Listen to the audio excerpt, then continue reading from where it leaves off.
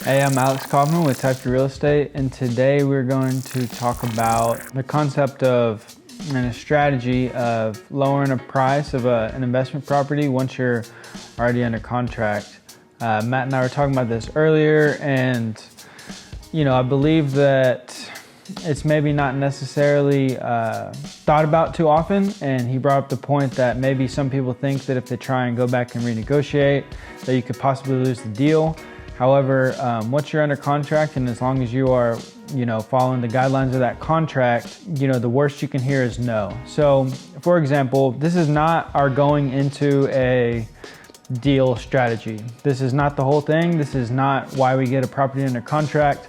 However, it is something that we utilize once we are under contract to try and get a better deal. Once we secure property at a price we already like, this is a price that we would close the deal under, and it is a good price, and it is the return that we need to feel comfortable going into it. The time to really get into negotiation starts. So we've secured the deal, we've got it under contract, and we're able to take a deeper dive into the deal. So one thing that we do is we go and we get inspections on the property.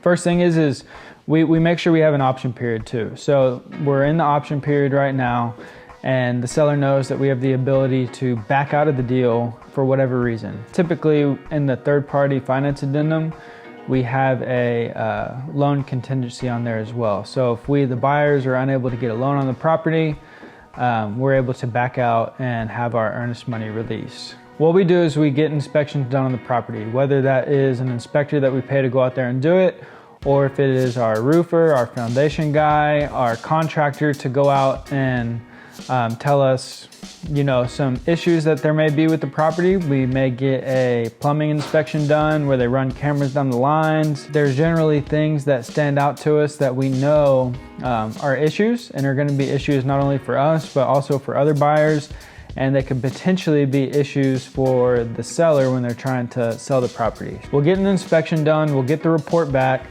and we'll present the new material facts to the seller or the seller's agent and let them know, hey, we weren't aware of all these things. It's going to cost X amount to get this done. The foundation got this bid.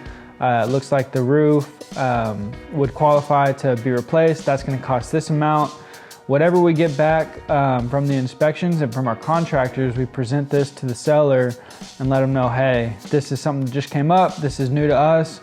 We didn't know it was going to take this amount of work to get the property up to where it needs to be. So now we need to, be here, be at this price to be able to get the deal done and to get the return that we need. I mean, it completely changes things. For us, the buyers, now knowing these new numbers and the new expenses they're gonna have to go into the property. And a lot of times what we do is when we send an amendment for a new price, we also give up our right to the option period. So our earnest money is gonna go non-refundable whenever they sign this contract amendment. And so that makes them feel a lot better. We let them know, hey, we will get this closed, but we need to get this taken off to be able to get it done. And it's just something that we utilize to try and get a better deal, to try and renegotiate, and to try and make sure we're getting the best deals possible and not leaving any money on the table. If y'all have any questions about how to do this, please post them in the comments below. I'll see you next time for the next one.